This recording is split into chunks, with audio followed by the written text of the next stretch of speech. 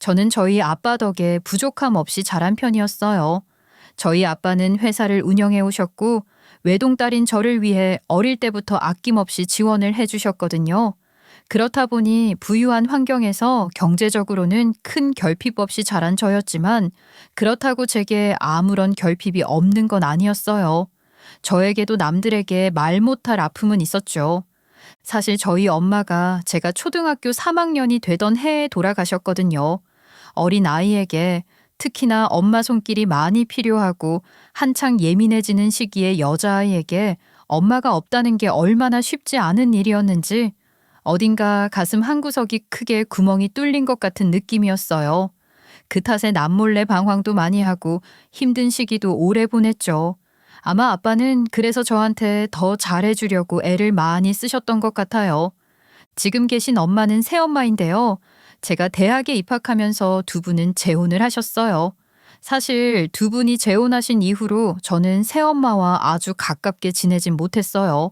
플룻을 전공한 저는 그 이듬해 곧장 외국으로 유학을 떠났고 1년에 2번 정도 한국에 들를 때만 만나니 사실 가족이란 느낌이 크게 들진 않았던 것 같아요.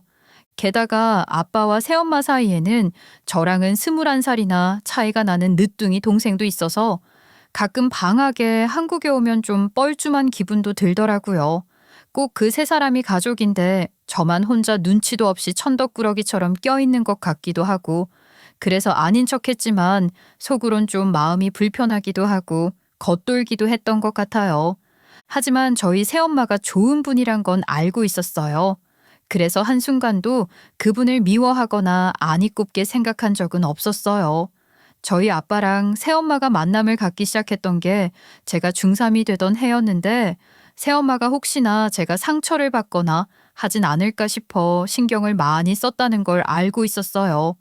혹여나 제가 상처 입을까 두 분이 만나는 것도 조용조용히 하시고 재혼도 제 사춘기가 다 지나고 성인이 되면 하자고 미루자고 제안한 것도 새엄마였고요.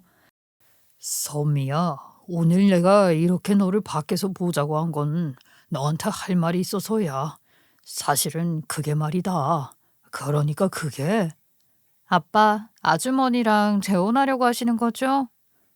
그걸 어떻게? 내가 뭐인가? 그 정도 눈치도 없을까 봐요. 저 다 알아요. 두 분이 많이 기다리신 거. 사실 더 빨리 같이 사셨어도 됐을 텐데 제가 수능 다치고 대학 들어갈 날까지 배려해 주신 거 고맙게 생각해요. 아주머니 좋으신 분인 것도 알고요. 두 분 잘 어울리세요. 잘 사셨으면 좋겠어요.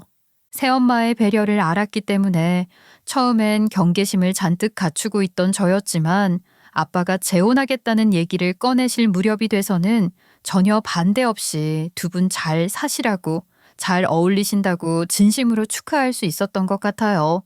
저는 두 분이 결혼하고 난 후 얼마 지나지 않아 유학길에 올랐고 외국에서 대학까지 졸업했고 오케스트라 단원으로 일을 했어요. 그 사이에는 가끔 한국에 들를 뿐이었고 대부분의 시간은 해외에서 보냈죠. 그렇게 외국 살이를 하던 저는 32이 되던 해에 한국으로 돌아왔어요. 혼자 먼 타국에서 지낸다는 게 쉬운 일이 아니더라고요. 너무 힘들기도 외롭기도 해 귀국을 결심하게 됐죠. 선미, 혹시 뭐 먹고 싶은 거나 필요한 거 있니? 그럼 언제든지 말해. 알았지?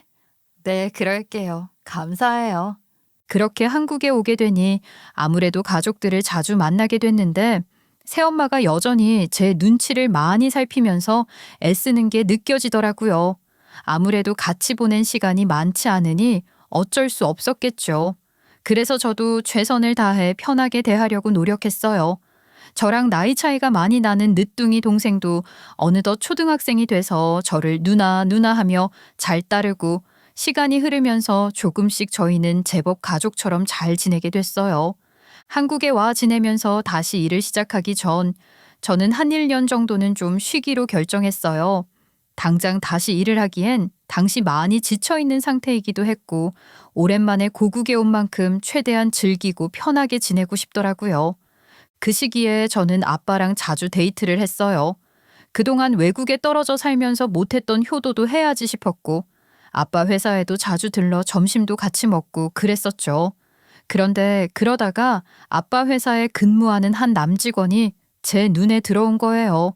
당시 그 남자는 신입 직원이었는데 외모도 수려한 편이고 성격도 괜찮아 보이고 여러모로 좀 마음에 들더라고요. 솔직히 말하면 그래서 일부러 더 아빠 회사에 자주 드나들었던 것도 있었고요. 그리고 그 남자와 저는 결혼을 하게 됐어요.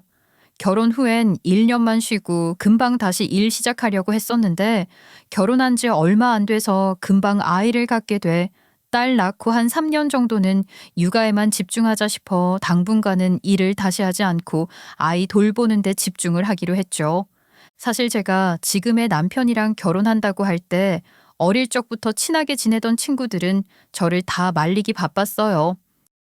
야, 채선미, 너 진짜 진심이야? 진짜 그 남자랑 결혼을 하겠다고? 아, 왜? 나 이 사람 진짜 사랑해. 이런 감정 느낀 건 진짜 처음인 것 같다니까. 야, 네가 지금 뭐 22 꽃띠니? 우리 32이야, 32. 현실을 생각해야 한다고. 사랑이 밥 먹여줘? 아, 그래, 지금이야 좋겠지. 근데 너 그 감정이 언제까지 갈 것 같아? 어? 10년 뒤에도 그렇고 죽고 못 살까? 아니, 5년만 지나도 지금만 많을걸? 야, 내가 결혼 선배로서 말하는 건데 결혼은 진짜 신중하게 결정해야 돼. 너 집안 차이 나는 결혼 그거 그렇게 만만하게 볼 거 아니다. 사람들이 괜히 비슷비슷한 사람들끼리 만나야 된다고 하는 줄 알아? 그래, 이건 연주 얘 말이 다 맞다. 그 남자, 물론 너희 아버지 회사긴 하지만 월급 3, 400 겨우 버는 월급쟁이 아니야. 게다가 집도 별 볼 일 없다며. 너 진짜 그런 집을 감당할 수 있을 것 같아? 결혼을 무슨 조건 보고 하냐 그럼? 사람 보고 해야지. 이렇게 순진한 소리 한다. 그리고 솔직히 사람 하나 보고 한다고 치기에도 솔직히 뭐 별 볼 일도 없더만. 뭐? 우리 용호 씨가 어때서? 너희 그렇게 사람 돈 없다고 무시하는 거 진짜 아니야. 아, 왜 그렇게 속물 들이니? 어? 우리 말은 없는 사람 무시하라는 소리가 아니라 그만큼 결혼은 현실적으로 따져보고 해야 된다는 소리야. 사람 감정만큼 간사한 게 어딨다고 감정 하나만 믿고 그렇게 성급하게 결정하냐고. 야야, 됐어. 그냥 냅둬. 최선미 이거 지금 우리 말 하나도 귀에 안 들어와. 지가 직접 불에 데워봐야 알아. 그래, 그냥 그 남자랑 결혼해라. 결혼해. 뭐 내가 불구덩이 들어가니? 네가 불구덩이 들어가지. 참나, 불구덩이는 무슨. 나 아주 떵떵거리면서 보란 듯이 잘 살 거야. 너네 두고 봐. 지금 생각해보면 철딱선이 없는 자신감이었죠. 친구들은 저보다 앞서 결혼을 해 저보다 좀 더 이성적인 판단을 할 수 있었는데 제가 그 말을 너무 무시했던 것 같아요. 사실 저희 집이 꽤나 부유한 중산층 가정이라면 남편네 시간은 그리 풍족하지 못한 서민 가정이었거든요. 시모는 순대국밥집에서 오래 일하다 허리가 안 좋아 그만두고 시부는 일용직 노동자로 평생을 일해온 사람들이었죠. 한때 남편은 그런 자기 집안 형편 때문에 나한테 선뜻 프로포즈를 못하기도 했었고요. 하지만 그만큼 저를 귀하게 여겨주고 잘해주니 저는 전혀 나쁠 게 없다 생각했던 것 같아요. 그런데 친구들이 했던 그 걱정이 무슨 말인지 저는 살면서 점점 실감을 하게 됐습니다. 시모는 자기 아들이 자기 장인어른 회사의 직원이라는 것과 우리 집이 자기네보다 월등하게 부유하다는 사실에 대한 자격지심을 자주 내비치곤 했어요. 게다가 더 골치가 아팠던 건 시모가 저희 새엄마에 대해서도 자격지심을 느낀다는 사실이었어요. 사돈되는 사람이 자기보다 나이도 한참 어린데다가 솔직히 저희 새엄마가 좀 미모가 뛰어난 편이었거든요. 나이는 저희 아빠랑 그렇게 차이가 많이 안 나시는데 워낙 타고나게 예쁘기도 하고 관리도 잘 받아 본래 나이보다도 더 어려 보이고 고운 편이었죠. 그렇다 보니 아무래도 같은 사돈지간에 너무 비교가 된다 싶었나 봐요. 시모는 상견례 때부터 지금까지 꾸준히 저희 새엄마한테 기싸움을 걸어왔어요. 상견례 자리에서부터 새엄마가 입은 옷들 훑어보며 가시도진 말을 하는 거예요. 어머, 아주 온몸에다가 명품을 아주 휘감고 다니시네. 부럽네, 부러워. 아유, 일단 사람이 이 여자는 받쳐주고 봐야 돼. 나는 팔자도 사놓고 원체 남자 복이 없어놔서 이거 봐요. 겨우 상견례 한다고 제일 좋은 걸로다가 주워 입고 온 게 겨우 이 정도인데 얼굴이 반반하시니 부자 잘 만나 시집도 오시고 그런 좋은 것도 맨날 입고 그러죠? 시모 말에 자리는 순간 싸해졌었죠. 남편 복 없다고 탄식을 해대니 옆에 있는 시부 보기도 민망한 데다가 새엄마를 꼭 무슨 얼굴로 돈 많은 남자 꼬셔낸 사람 만드는 것도 불편했어요. 아휴, 뭐 제 복이랄 게 있나요? 그냥 나이 들면 서로서로 덕을 보고 사는 거죠 뭐. 제가 이 덕에 호강하고 사네요. 새엄마가 무례한 시모 말에도 웃으며 대답하고 잘 넘기려고 했는데 시모는 그런 태도도 마음에 들지 않는 모양이더군요. 기를 팍 죽여놓고 싶었는가 본데 새엄마가 기가 세진 않아도 호락호락하지 않으니까 신경에 거슬렸던 거겠죠. 상견례 자리다 보니 각자 술도 한 잔씩 나누게 됐는데 시모는 몇 잔을 영어푸 들이키면서 새엄마를 긁어대기 시작하더니 나중에는 굳이 직접 술을 따라주겠다 하며 술에 취한 척 실수인 척 하면서 음식을 새엄마 옷에 잔뜩 흘려버린 거예요. 어머, 아이고, 이걸 어떡해. 아이고 내가 취했나 본데 이런 실수를 다 하고. 이 상황에서 당황하지 않는 사람이 있겠어요? 새엄마는 대놓고 화는 못 내지만 엄청 난감해하며 말도 못하고 있었죠. 그 옷이 세탁하기도 힘든 데다가 옷 재질도 그렇고 음식도 너무 잔뜩 흘리는 바람에 세탁해도 얼룩이 그대로 남아있을 것이 뻔했거든요. 어린 동생은 자기가 더 속상해하며 우리 엄마 이 옷 좋아하는데 많이 안 입는 건데 하고 시모는 거기다 대고 어머 어떡해? 실수 그래도 사돈 이 정도 옷쯤이야 얼마든지 살 수 있잖아요. 설마 너무 비싸서 모시고 사는 옷은 아니죠? 그러는 거예요. 기가 막혀서 진짜 말이 안 나오더군요.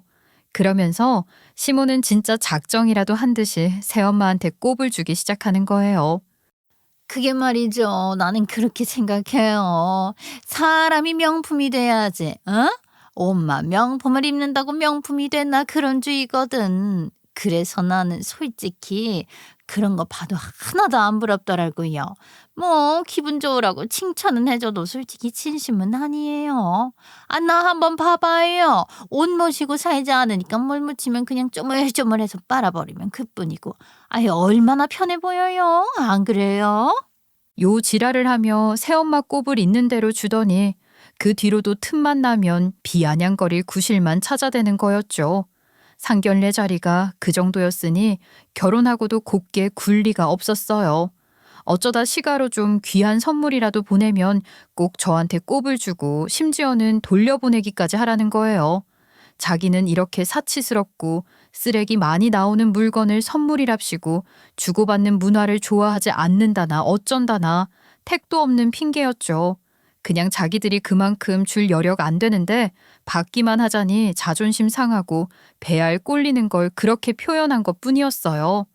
저희 남편이랑은 아무런 문제 없이 아주 잘 지냈지만 시모가 자꾸 그렇게 나오니까 저도 문득문득 이래서 집안 차이 나는 결혼은 하면 안 된다는 거구나 하는 생각이 들더라고요. 오히려 자기가 그런 열등감 표출 안 하고 적당히 잘 지내면 아무 문제 없을 텐데 오히려 그 자격지심의 열등감 때문에 저는 더 집안 차이를 의식하게 됐으니 정말 멍청한 짓 아닌가요? 왜 스스로 나서서 우스운 꼴을 자처하는지. 아무튼 그러던 와중의 일이었어요. 생각지 못하게 저희 친정에 위기가 닥치는 사건이 발생했어요. 저희 아빠 회사가 점점 힘들어지기 시작한 거였죠. 사실 처음엔 새엄마도 저도 그 일에 대해 전혀 몰랐어요. 심지어 그 회사에 근무하는 저희 남편도 전혀 얘기가 없었고요. 사실 원래 저희 아빠가 무슨 힘든 일이 있어도 주변에 털어놓고 의논하고 그런 성격이 전혀 아니셨거든요. 바깥에서 있었던 일을 집에 가지고 오는 사람도 아니었고 주변에 그런 걸 털어놓을 만한 가까운 친구도 없었고요. 답답해 죽겠다 정말. 섬이야, 너희 아빠는 정말 왜 그러신다니. 분명히 무슨 일이 있는 게 분명한데 나한테 도통 얘기할 생각을 안 하니. 저희 아빠 원래 그랬어요. 집에 안 좋은 소식 갖고 오는 거 아니라고. 어릴 때부터 늘 그랬죠. 새엄마 보시기에도 아빠 분명 무슨 안 좋은 일 있으신 거 맞는 것 같죠? 새엄마랑 저랑은 뭔가 낌새는 알아챘는데 어떻게 된 일인지를 알 수가 없어서 답답하기만 할 따름이었어요. 우리한테 말을 안 하니 알 수가 없는 노릇이다만 그래도 김서방은 내부에 있으니 일이 어떻게 돌아가는지 좀 알 수 있지 않겠어? 선민이가 한번 김서방더러 알아보라고 좀 해봐. 응? 내부 사람이니 우리보다야 나을 거 아니니.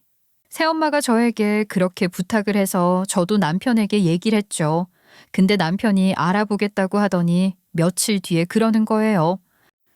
그게 사실 나도 정확히 알기가 어렵네. 회사 내부에서도 수근수근하는 분위기가 있는데 어떻게 된 일인지 우리 급에서 알기가 어렵더라고. 솔직히 장인어른 회사긴 해도 내가 무슨 이사도 아니고 나도 일개 직원 아니야.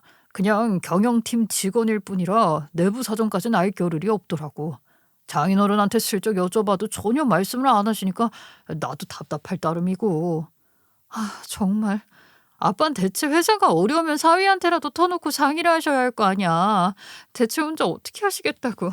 결국 저희는 회사 사정이 어떻게 된 건지, 원인은 뭔지, 괜찮아질 수는 있는 건지 전혀 모르는 채로 답답함만 커져가고 있었어요.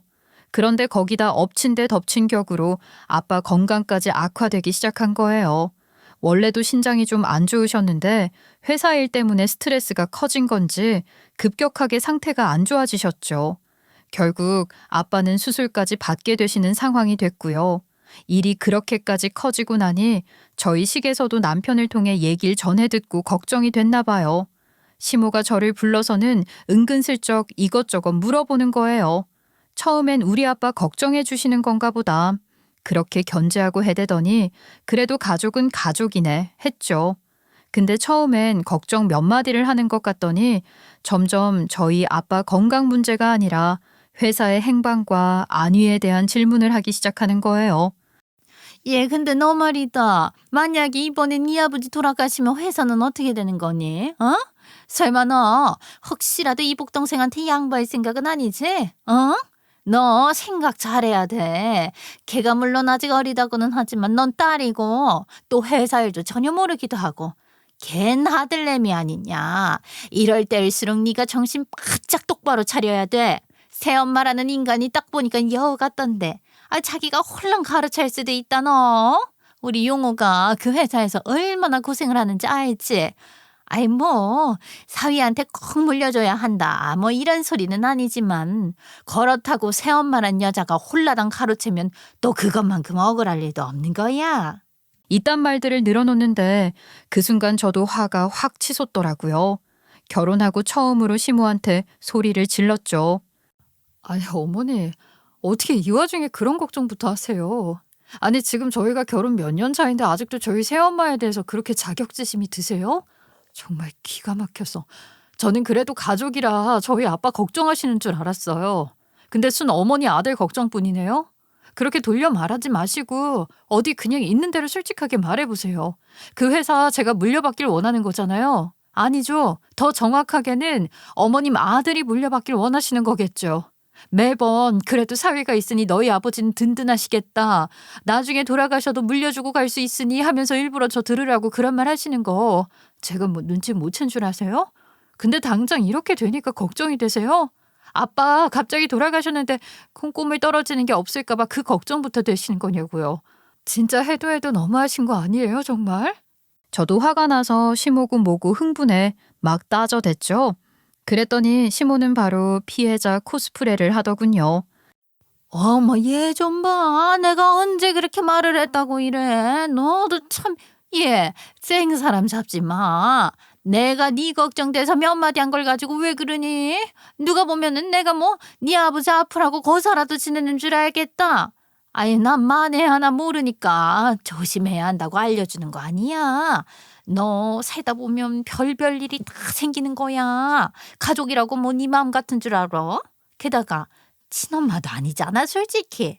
그런 일 생기면 남이다 남. 미리 조심하라고 알려주는데도 어째 고맙다고 못할 망정 나한테 눈을 치켜두고 있어. 그러면서 남편까지 불러다가 억울하다 소리를 해대더라고요. 남편은 어머니가 걱정돼서 몇 마디 하신 말씀 가지고 왜 그러냐며 제 탓을 해대고 결국 시모랑 제 사이의 다툼은 남편과 저의 부부싸움으로 번졌고 그날 집에까지 가서 남편이랑도 대판 싸우고 말았죠. 그 일이 있고 나서 시모와 제 사이는 대놓고 대면대면해졌어요. 근데 솔직히 제 입장에선 오히려 편했죠. 그동안 이런저런 핑계 대면서 사람 오라가라 하는 것도 좀 싫었는데 저를 안 부르니까 제 입장에서야 이득이었죠. 그러던 사이 아빠는 수술 후 얼마 지나지 않아 급히 회사 일에 복귀하셨어요. 그런데 새엄마 걱정이 되더라고요. 아빠 건강이나 회사 일이 걱정되는 와중에 동생 학교 보내고 학원 보내고 이것저것 챙길 일도 많다 보니 너무 바쁘고 힘들어 보이시는 거예요. 가뜩이나 마르고 왜소한 분이 날이 갈수록 점점 더 야위어가는 게 눈에 보여 안쓰러울 정도였죠. 새엄마, 이러다 새엄마가 먼저 쓰러지시겠어요. 가뜩이나 마른 분이 요즘 밥도 제대로 못 드시죠. 살이 더 빠지셨어요. 아니야, 나 잘 챙겨 먹어. 근데도 자꾸 살이 빠지네. 안 되겠어요. 제가 당분간 집에 들어와서 희준이 좀 맡아서 볼게요. 희준이랑 유주랑 같이 챙기면 되니까. 새엄마는 새엄마 건강부터 챙기세요. 저희 아빠만 좀 부탁드려요. 결국에는 제가 자진해 늦둥이 동생을 당분간 맡아서 좀 봐주기로 했어요. 이러다간 새엄마 먼저 쓰러지시겠다고 너무 무리하지 마시라고 하고 제가 친정에 당분간 지내면서 동생이랑 딸을 같이 돌보겠다고 한 거였죠. 그렇게 애들 때문에 친정에서 주로 생활을 하다 보니 남편이랑은 잘 보질 못하고 지냈어요. 미안해. 당신도 요즘 바쁠 텐데 이해해줘. 새엄마가 워낙 몸이 약해지셔서.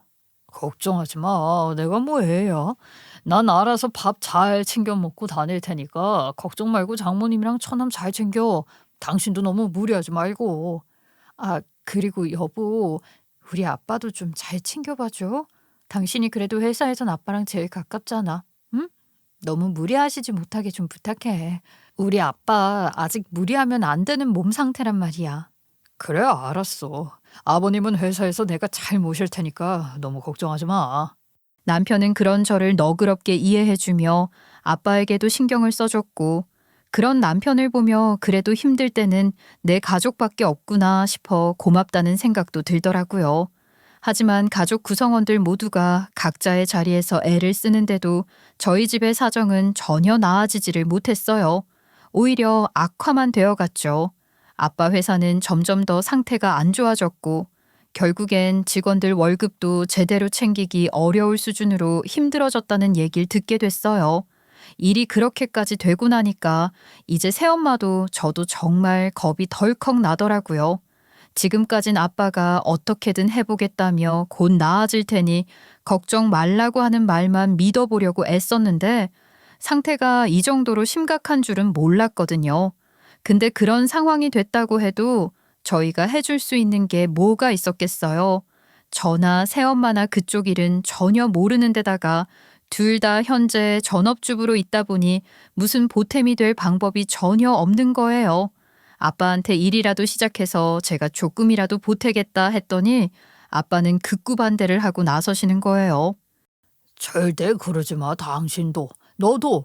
당신이랑 서민이가 그러면 어린애들 둘이 얼마나 혼란스럽고 힘들어지겠어. 두 사람은 그냥 애들 둘 보살피는 데만 힘써줘. 나머지는 내가 어떻게든 해볼 테니까. 나 믿고 좀만 기다려줘. 그러며 아빠는 혼자 발벗고 뛰어다니기 바쁘셨죠. 그런데 그 다음 날 시모가 오랜만에 연락이 온 거예요. 저한테 할 말이 있다면서 굳이 저희 친정으로 오겠다고 하더라고요. 저희 집도 아니고 친정에까지 시모를 드리기가 좀 그래서 망설였더니 시모가 너무 중요한 일이라 그렇다며 근처에 와 있으니 한 20분 있다 문만 좀 열어달라고 그러더라고요. 근처에 왔다는데 그냥 가시라고 돌려보낼 수도 없고 해서 별수 없이 집으로 시모를 드렸죠. 그렇게 저와 새엄마, 시모가 한자리에 모여 어색한 분위기 속에서 차를 마시는데 시모가 본론을 꺼내더군요. 그게 저희 아들한테 대충 얘기를 전해 들었는데 가족된 도리로 가만히 있을 수가 없을 것 같아 이렇게 찾아왔습니다. 혹시 제가 지금 2억 정도 자금이 있는데 이거라도 빌려드리면 도움이 되겠어요? 시모가 그러는데 솔직히 전 아무리 상황이 안 좋아져도 시가 도움은 받고 싶지가 않았었거든요.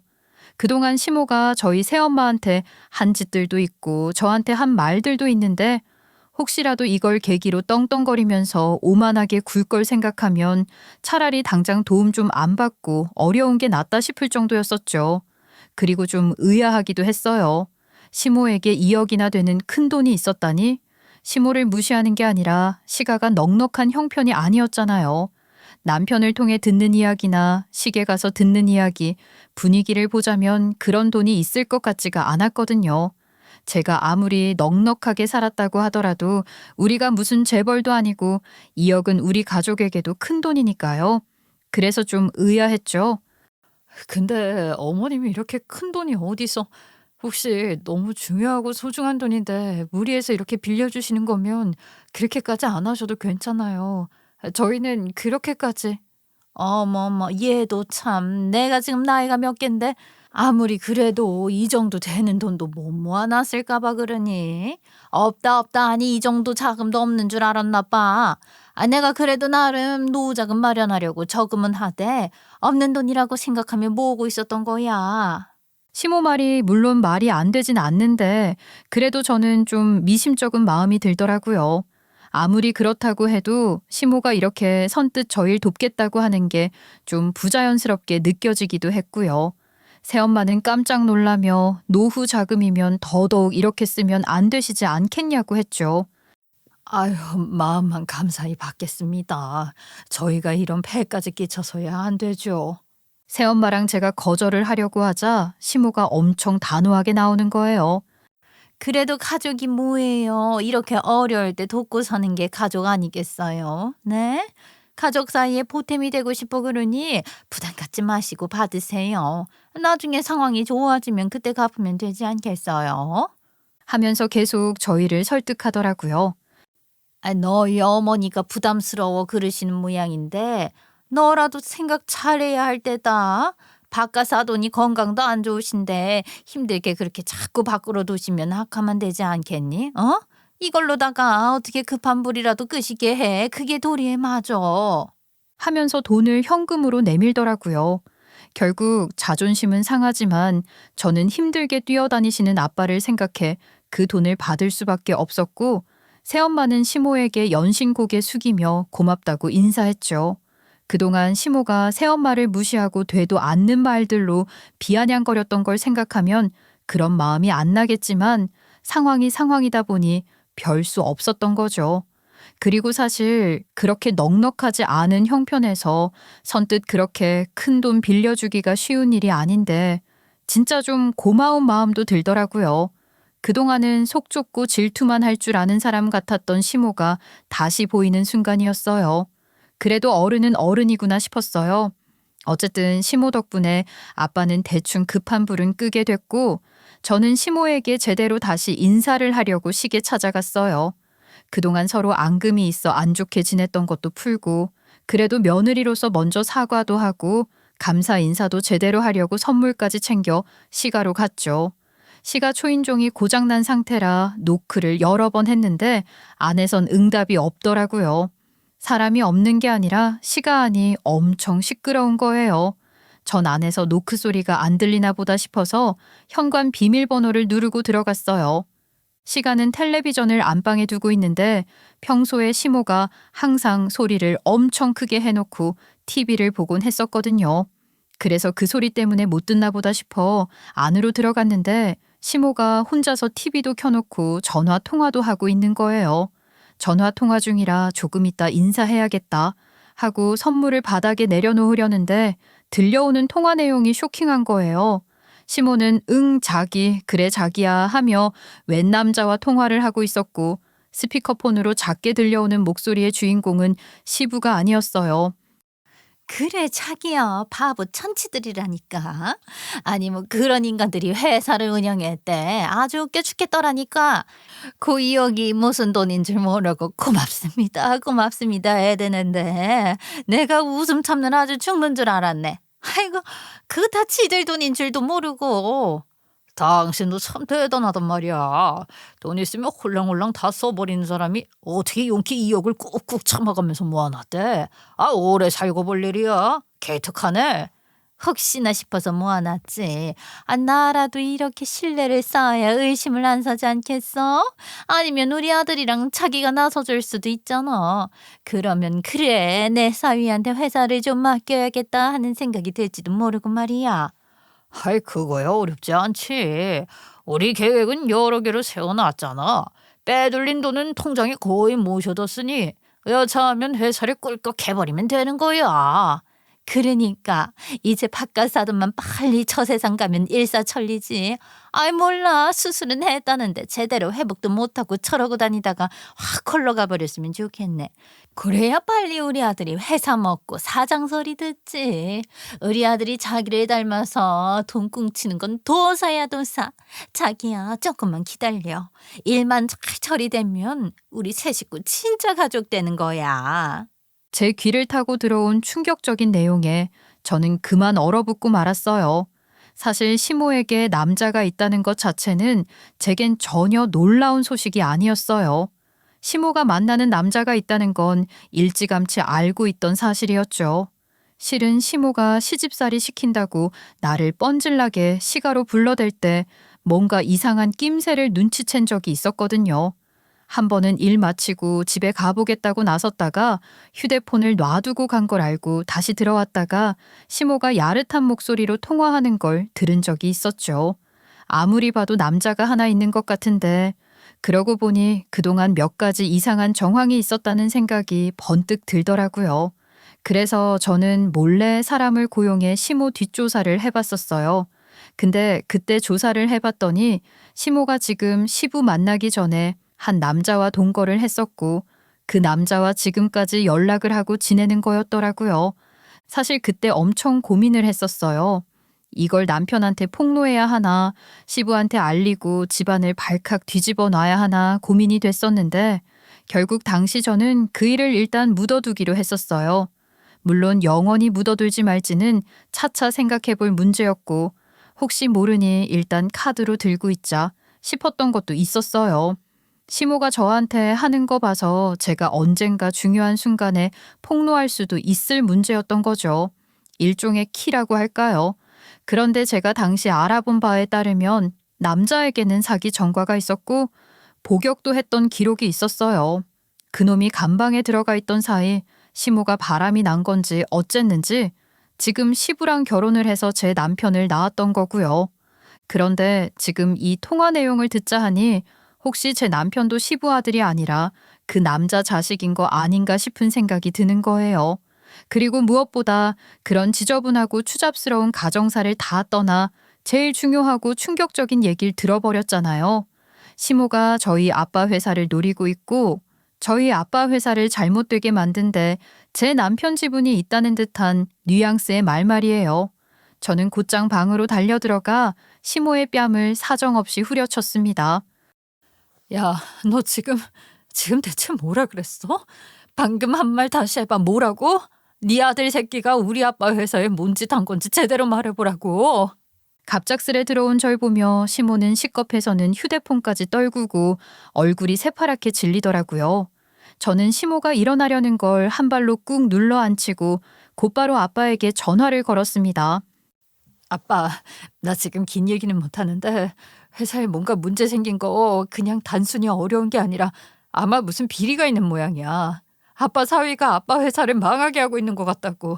당장 자세한 얘기를 할 시간은 없고 일단 회사 안에 있는 사람들 싹 다 소환해서 감사를 해봐. 아빠, 아마 김서방 집중적으로 파보면 뭔가 나올지 몰라. 아빠 지금 당장 조사해야 돼. 컴퓨터, 휴대폰 다 파봐. 절대 그 사람 밖으로 내보내면 안 돼. 증거 인멸할지 모르니까 당장 전수조사 들어가야 해. 알았지? 제 남편이 혹시나 그 사이 도망치거나 무슨 짓을 꾸밀지 모르니 일단 가장 먼저 곧바로 아빠에게 알린 거였죠. 그리고 제가 통화를 하는 사이 시모는 휴대폰으로 어딘가 전화를 하려고 시도했고 아마 지 아들한테 하려는 거였겠죠. 저는 시모의 허벅지를 지그시 발로 밟아 눌러 일어서지 못하게 고정하고서 휴대폰을 손에서 빼앗았어요. 시모는 150 남짓한 조그맣고 왜소한 몸집인데다 나이도 들어 같은 여자지만 저한테 당하기엔 역부족인 상태였죠. 시모는 제게 딱 잡아떼기 시작하더군요. 얘, 네가 대체 뭘 듣고 오해를 해서 이러는지 모르겠지만 다 오해다. 어? 나는 아무것도 안 했어. 난 네가 도대체 무슨 말을 하는지 모르겠다. 어? 아니 대체 우리 아들이 뭘 했다는 거야? 아니 무슨 소린지 톡톡 모르겠구나. 그러면서 제가 어디까지 들었고 어디까지 알고 있는지 눈치를 싹 살피기 시작하는 거예요. 그래서 제가 말해줬죠. 내가 어디까지 알고 있나 궁금한 거지? 그래서 일단 잡아대고 보면 그럴 거 없어. 난 다 알고 있거든. 네가 다른 새끼랑 바람난 거. 내 남편이 그 새끼 자식일지도 모르는 거. 내 남편이 우리 아빠 회사 망하게 하고 꿀꺽할 작정인 거. 1부터 100까지 전부 다 알고 있으니까 빠져나갈 생각하지 마. 이 여우 같은 새끼야. 그랬더니 더는 잡아떼는 게 전략상 안 맞다고 생각했는지 시모는 전략을 바꿔 제게 빌어대기 시작하더군요. 아, 그래. 대충은 맞다. 대충은 맞춰. 용호가 회사 일 꾸민 건 나도 들어 알고 있어. 근데 나도 대강만 알지 자세한 정황은 전혀 몰라. 그냥 어깨에 너무 대충 들은 것뿐이지. 나는 관여한 게 없다니까. 그냥 구경만 했을 뿐이라고. 그리고 얘 세아가야. 너희 시아버지랑 용호는 아무것도 모른다. 그래, 용호 그놈이 그런 짓을 꾸몄다면 그건 엄벌을 받을 일이지. 조사를 해서 뭔가 나오는 게 있다면 처벌을 하면 될 일 아니니. 근데 세아가 출생의 비밀이니 나한테 남자가 있다느니 그 얘기만은 하지 말아다오. 그것만은 안 된다. 아, 이렇게 부탁하마. 어? 시모는 제게 싹싹 빌어댔죠. 그런데 이를 어쩌나요? 그때 때마침 시부가 퇴근을 하고 집에 와버렸네요. 시부는 제가 시모 위에 서 있고 시모가 저한테 납작 엎드려 빌어대는 상황을 보곤 당황했고 저는 그런 시부에게 내가 빼앗은 시모 휴대폰을 넘겨주며 말했죠. 이 여자한테 딴 놈 있어요. 그 놈이랑 몰래 통화하는 핸드폰인데 아마 안에 사진도 있을 거예요. 확인해 보세요. 처음에는 의아해하며 들여다보던 시부는 이내 얼굴에 분노가 가득해져서는 시모에게 화를 내기 시작했고 저는 흥분해 있는 시부를 진정시키며 말했죠. 아버님, 흥분하신 상황인 건 아는데요. 지금 상황이 좀 급박해서요. 저희 아버지 회사가 요즘 많이 힘든 거 아버님도 아시죠? 그런데 글쎄 그게 이 여자랑 그 상간남 새끼 그리고 제 남편까지 셋이서 짜고 그런 것 같아요. 이미 저희 아버지에겐 연락을 드린 상태긴 한데 혹시 몰라서 이 휴대폰 2개 다 좀 챙겨가야겠거든요. 괜찮으시겠어요? 저도 시부에겐 최대한 분노를 가라앉히고 말했죠. 전 시모 휴대폰과 상간남과의 전화용으로 쓰던 투폰까지 2개를 모두 손에 챙겼어요. 그걸 그대로 고이 돌려주면 사기꾼 놈이나 제 남편 놈에게 언지를 줄 수도 있는 거잖아요. 시부는 당연히 그래야 하지 않겠냐고 하더군요. 그러면서 시모는 시부가 잘 감시하고 있겠다고 하더라고요.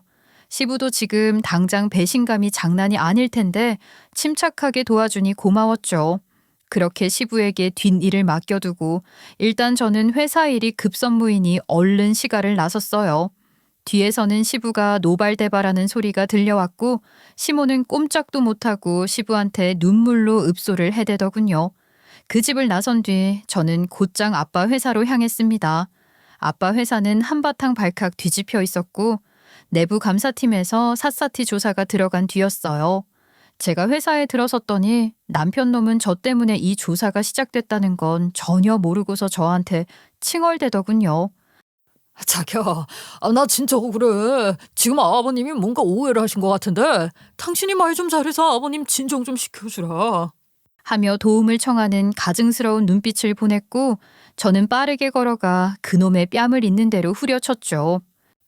야, 이 쓰레기 새끼야. 개소리 하지 말고 토 나오는 면상 치워라. 거의 사자우 같은 소리를 질러줬더니 놈은 그대로 얼어붙고 말더군요.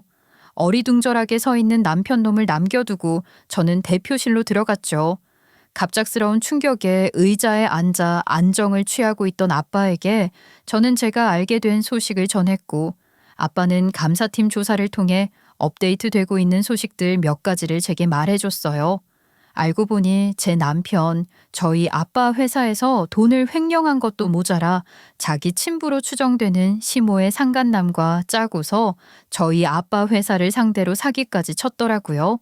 시모 말대로 우리 아빠 회사에서 돈을 다 빼낸 뒤 꿀꺽하려는 심산이었나 봐요. 그날 이후 며칠에 걸쳐 면밀한 조사가 진행됐고 조사 결과 알게 된 사실을 대강 정리하면 사건의 진상은 이랬습니다. 경영관리팀 소속인 남편은 회사에도 자신이 대표의 사위로 알려져 있다는 사실을 이용했더군요. 회계팀에게 물품 구입 명목으로 계좌 비밀번호를 받은 뒤 사무실 금고에 있는 공인인증서와 OTP 카드를 이용해 미리 개설해둔 대포 통장에 계좌를 이체하는 방식으로 공금을 빼돌렸다는 거예요. 작은 회사이다 보니 회계팀이래 봐야 직원 2명에 불과했고 산적해 있는 일들이 많았던 시기인데다 경영팀 직원의 대표 사위인 남편의 행적을 일일이 살펴볼 생각도 하지 못했던 거였죠. 게다가 남편의 파렴치한 행동은 여기서 끝나지 않았어요. 남편은 시모 상간남과 짜고서 유령 회사를 설립하고 그 회사와 계약을 체결하는 척해 더 큰 규모의 액수를 빼돌렸던 거였어요. 그런 남편의 대담한 행위는 얼마 못 가 꼬리가 잡히고 말았고 횡령 사기 혐의로 처벌을 피할 수 없었죠. 남편 놈 감히 무슨 할 말이 있다고 저한테 제발 아버님 설득해서 선처 좀 해달라고 빌어대더군요. 여보, 우린 가족이니까 참작이 될 수가 있어. 당신만 힘써주면 가능하다니까. 우리 유주 생각도 해야 되지 않겠어? 어? 그리고 그거 난 절대 그럴 생각 없었어. 내 계획도 아니었다고. 난 그냥 엄마 친구 시켜서 한 것뿐이야. 그냥 어느 정도 돈만 좀 손에 넣고 말 생각이었다고. 그 사람이 사기 전문가 아니야. 내가 대체 뭘 알겠어? 어? 난 그냥 사기 전문가가 다 짜준 플랜대로 했을 뿐이야. 내 죄는 그것뿐이라고. 제발 참작 좀 부탁드려주면 안 될까 여보? 부탁이야. 그러면서 눈물 콧물 흘려가며 빌어대는데 택도 없는 소리죠. 가족이니까 참작은 무슨. 나는 너 최대한으로 빵에 썩게 만들 거고 우리 유주를 생각해서라도 너 같은 쓰레기 애비는 우리 딸 옆에서 최대한 떨어뜨려 놓을 거야. 이 개 같은 놈아. 그리고 앞으로 우리 새끼 얼굴도 볼 생각 마. 사기꾼 그 새끼랑 똑같이 살다 뒤져라. 아마 네 애비 새끼일 것 같은데 어쩜 이렇게 부전자전인지. 안 그래? 그게 뭔 소리야? 부전자전이라니 애비라니. 대체 무슨 소리라는 거야? 아직 자기 출생의 비밀에 대해 모르는 놈에게 욕을 실컷 해줬죠. 그리고 저는 일부러 남편 횡령 사기건 소송이 어느 정도 진행되기를 기다렸다가 곧장 이혼 소송을 걸었어요. 저희 아빠와 회사를 상대로 한 남편의 범죄 행위가 일체 드러난 이상 전적으로 저에게 유리한 소송이었죠. 양육권도 당연히 제 차지였고요. 제 남편, 아니 전 남편 놈은 결국 한순간에 자기 선택으로 범죄자가 됐고 거기다 한 가지 더 충격받을 소식이 남아 있었죠. 놈은 자기 엄마의 불륜이며 그 사기꾼과 얽힌 출생의 비밀을 전혀 몰랐고 제 말을 듣고 난 후 혼란에 빠져 있는 상태였잖아요. 모든 사실을 알게 된 후 화가 난 전 시부는 전 남편과 친자 확인을 했고 역시나 친자 불일치가 나왔더라고요. 그러니까 역시나 그 사기꾼 놈의 아들이 맞았던 거죠. 전 시모가 감쪽같이 속였던 통에 전 남편 놈은 그 사실을 전혀 모르고 있다가 서류로 확인 사살을 당한 거죠. 그 아저씨가 엄마 친구가 아니라 내 친아빠였냐며 울부짖고 절규해대더군요. 그리고 절규해야 했던 건 시부도 마찬가지였어요. 30년 넘게 자기가 책임져야 할 소중한 친자식, 사랑하는 아내라고 생각하며 일용직을 하시며 먹여 살린 사람이란 말이에요.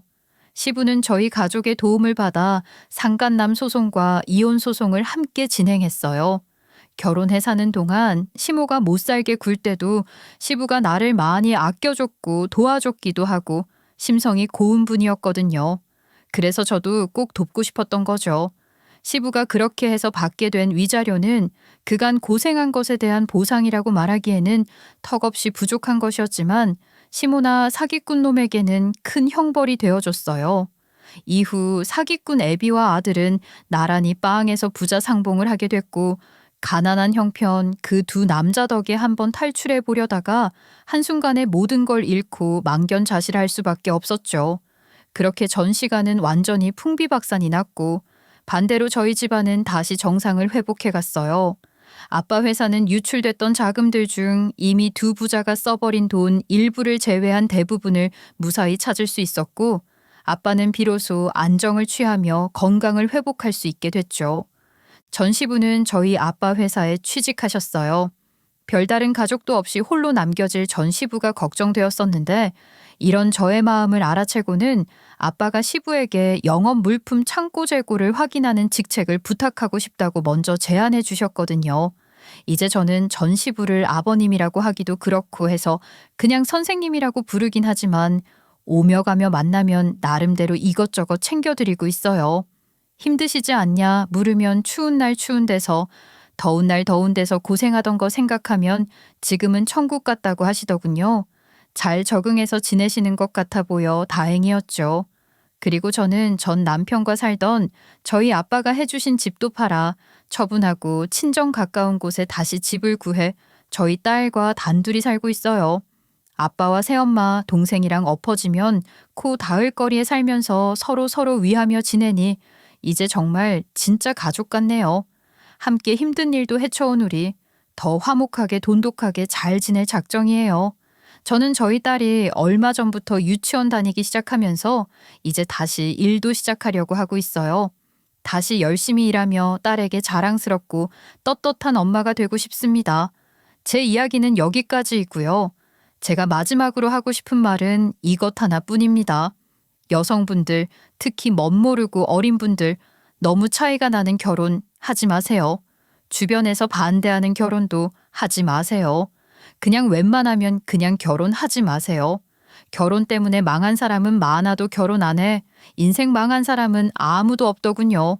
다들 결혼 같은 일생일대의 큰 사건은 부디 저처럼 실수하지 마시고 신중히 결정하시길 그리고 웬만하면 그냥 하지 마시길 조언드리며 지금까지 들어주셔서 고맙습니다.